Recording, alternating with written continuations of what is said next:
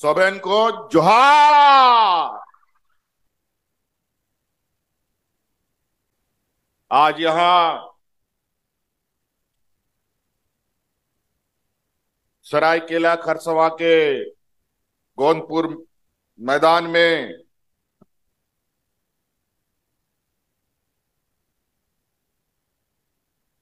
आपकी योजना, आपकी सरकार, आपके द्वार के इस तीसरे चरण के इस कार्यक्रम में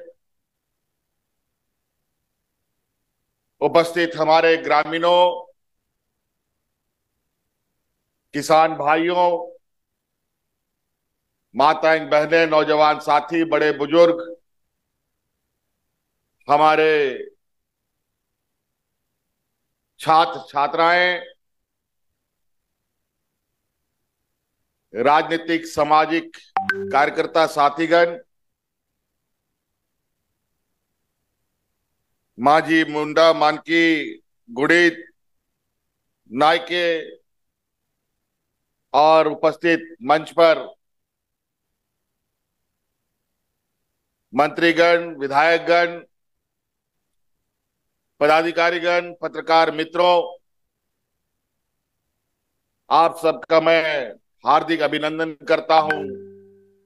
और आबोरन जहां तिना गो बवा बोया मिश्रा मजी हड़ाम को पे स्वार सटेर कान आपे कहो अडी अडी सरहा गुण मनाओ जोहार। यूं तो मंच के माध्यम से बहुत सारी बातें आ गई है और आप, मुझे नहीं लगता है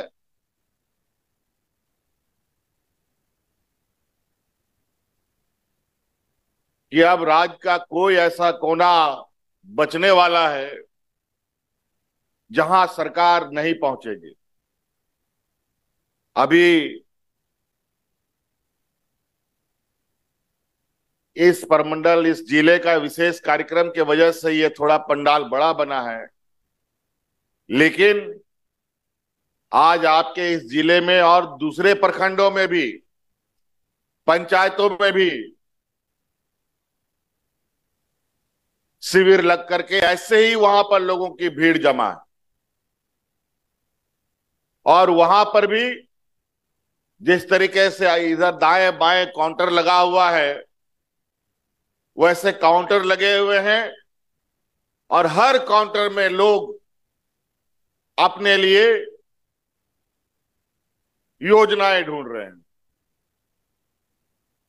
कोई वृद्धा पेंशन के काउंटर में अपना पेंशन बनवा रहा है, कोई आबू आवास के सेंटर पर आवास का दरखास्त दे रहा है, तो कोई सावित्रीबाई फूले समृद्धि योजना में शामिल होने के लिए हमारी बच्चियां लगी हुई हैं। हमारे किसान, नौजवान अपने लिए सरकार के द्वारा अलग अलग योजनाएं जो बनाई हैं उनको लेने का प्रयास कर रहे हैं।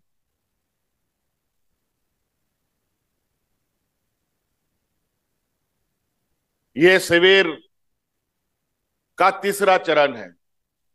पहला चरण हम लोगों ने 2021 में शुरू किया, दूसरा चरण 2022 में और तीसरा चरण का ये 23 नवंबर 2023 में शुरू हुआ है। आपके जिले में लगभग 48 शिविरें लग चुकी हैं, 9 प्रखंडों और 135 पंचायतों में से, 32 पंचायतों में से। अभी सभी पंचायतों में ये शिविर लगना है और इस शिविर के माध्यम से जो हमने चुनाव के पहले कहा था कि हमारी सरकार ऐसी बनेगी जो हेडक्वार्टर से विकास का पैमाना नहीं खींचेगी।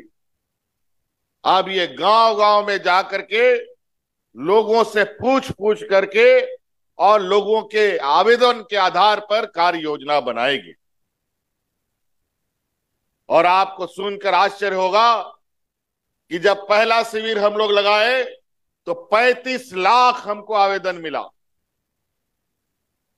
दूसरा शिविर लगाए तो 55 लाख आवेदन मिल गया। लगभग 1 करोड़ के लगभग आवेदन और समस्याओं से भरा हुआ आवेदन। हम माथा पकड़ लिया कि 20 साल जो पूर्व की सरकारों ने क्या काम किया भाई गांव में, इतनी समस्याओं का भंडार कैसे हो आ गया। इसका मतलब कि पूर्व की सरकारों ने इस राज्य के अवाम की कोई सुधि ना ली, ना बूढ़ा बुजुर्ग के लिए, ना असहाय के लिए, ना किसानों के लिए, ना नौजवान के लिए, ना हमारे आने वाली पीढ़ी बाल बच्चों के लिए। कुछ भी नहीं किया। और इतना बड़ा सरकारी महकमा जो कर्मचारियों का, जहां बजट का आधा से अधिक पैसा सरकारी तनख्वाहों में जाता है, वो कर्मचारी भी बैठे रहे। इन आवेदनों को देखने के बाद हमें लगा कि ब्लॉक कार्यालय काम नहीं कर रहा है, वहां दलालों का अड्डा हो गया। इन दरखास्तों से यह लगा कि जिला कार्यालय काम नहीं कर रहा, वहां भी दलालों ने कब्जा कर लिया। कब्जा ऐसा नहीं, जो कर्मचारी का जिम्मेवारी आपको सेवा देने का था, पूर्ववर्ती सरकारों ने वो आपके सेवा के बजाय उन लोगों ने अपना सेवा करवा लिया और अपना जेब भरने का काम किया।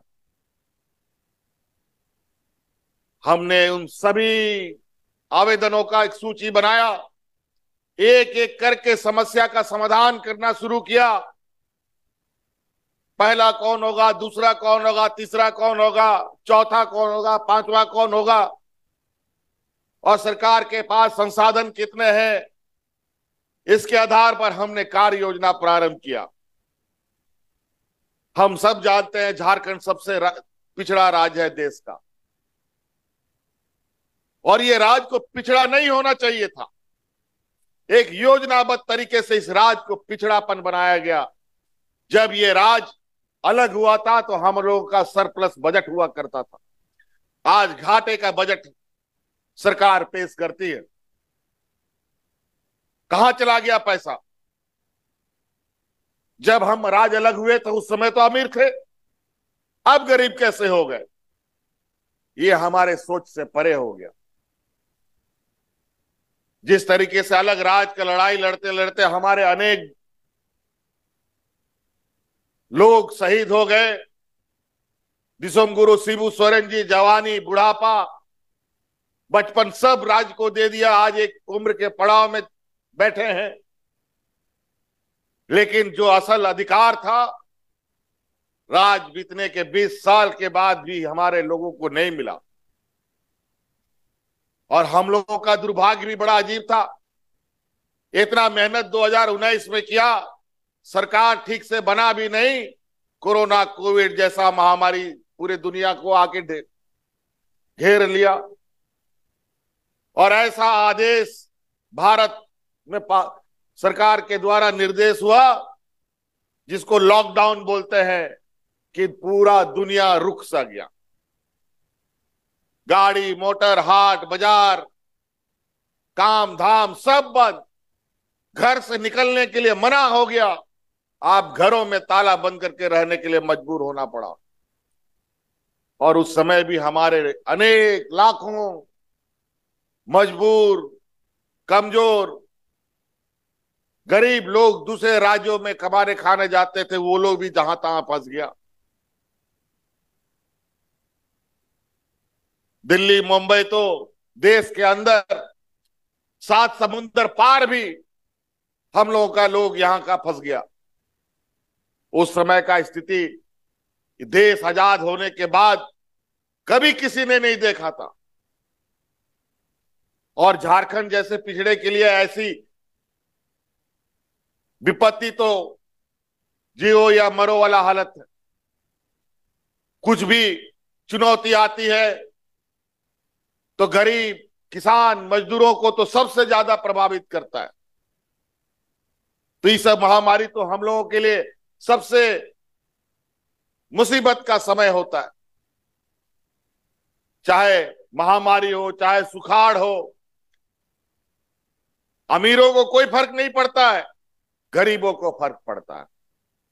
इसीलिए हमने सबसे पहले इन शिविरों का आकलन करते हुए इस राज्य के लोगों के सामाजिक सुरक्षा को प्राथमिकता दी। और सामाजिक सुरक्षा में हमने सबसे पहले इस राज्य के लिए और हमारे राज्य के जल जंगल जमीन के लिए और हम सब लोगों को यहां तक पहुंचाने के लिए जिन लोगों ने अपना जीवन काल बिता दिया, जो आज बूढ़े बुजुर्ग हो गए, जो आज विधवा महिला हो गई, जो लोग विकलांग हो गए, उन सबको पेंशन देने का कानून बना दिया।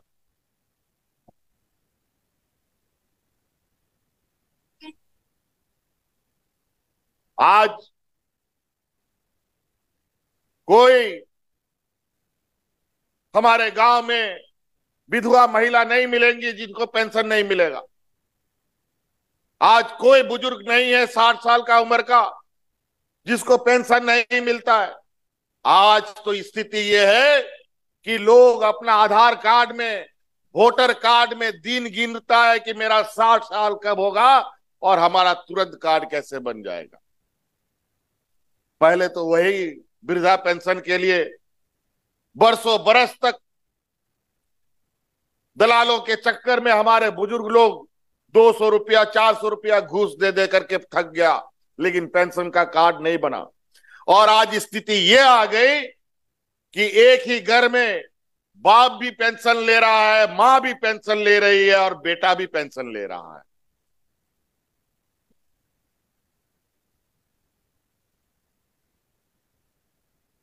ये स्थिति, पहले हम लोग के विधवा महिलाओं को 40 साल का इंतजार करना पड़ता था तब पेंशन मिलता था। हमारे विकलांगों को पेंशन का दायरा बांध दिया गया और विधवा होने का कोई पैमाना नहीं है। विकलांग होने का कई कारण होते हैं, ये कोई अपने से नहीं होता। शादी होने के चंद दिनों के बाद भी महिलाएं विधवा होती है। भगवान ना करे कोई विधवा हो, लेकिन दुर्घटना, कोई महामारी, कोई बीमारी से कई महिलाएं आज के दिन में अकेले जीवन जीने के लिए मजबूर है। उसका कोई सहारा नहीं।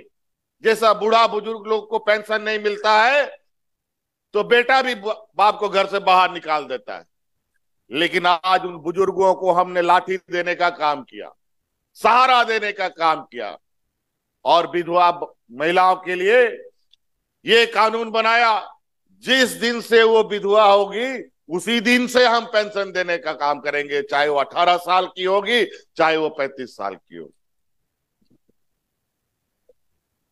आप पेंशन के लिए कोई दलाल, कोई किसी के पास हाथ जोड़ने का जरूरत नहीं है। आप उम्र का सर्टिफिकेट लेके जाओ और पदाधिकारी तुरंत आपका पेंशन का कार्ड आपको हाथ में देगा। उसी तरीके कई चीजें हैं जो सरकार दे रही है। आप सबको पता है, रोटी, कपड़ा और मकान हर व्यक्ति की जरूरत है। रोटी, कपड़ा, मकान के बगैर वो इंसान अपना जीवन नहीं काट सकता। और हमारे राज्य में गरीबी ये हालत है, बेचारा किसी तरीके से किसी जमाने में कोई मिट्टी का घर बना दिया, आंधी तूफान में, बिजली में अगर टूट गया तो दोबारा नहीं बना सकता है। और हम लोग के राज्य में तो कुछ महावत हाथी सब इधर उधर घूमता रहता है, गलती से वो ढूंस दिया तो फिर हम नहीं बना पाते थे। और केंद्र सरकार ने ये घोषणा किया थी कि 2022 तक पूरे देश के गरीबों को हम आवास दे देंगे, लेकिन ये राज्य में तो गरीब ही लोग रहते हैं भाई। जब हमारा आंकड़ा भारत सरकार को गया और उसने भी ये माना कि इस राज्य में गरीब लोग हैं और गरीबों के लिए जो आवास सैंक्शन करने का था, पैसा देने का बात था, वो मुकर के हमारी मांग को पूरा नहीं किया। आज प्रधानमंत्री आवास बंद हो गया, अब नहीं मिलेगा गरीबों को। लेकिन आज के दिन में भी हमारे आंकड़े में 8 लाख ऐसे लोग चिन्हित हैं जिनको अभी भी आवास उपलब्ध कराना अनिवार्य है। लेकिन जिस तरीके से आवेदन आ रहे हैं, जिस तरीके से गरीबों की जो इस आवास के प्रति जो हम रुझान देख रहे हैं कि अब वो आवास के काउंटर में लोग भीड़ खचाखच हो गया, तो हमने जिला प्रशासन को कहा कि 2 काउंटर लगाओ और कितना आवेदन आता है सबको लाओ और हम जांच करने के उपरांत जितना भी अब वो आवास लोग उसके लायक होंगे सबको आवास देने का काम करेंगे।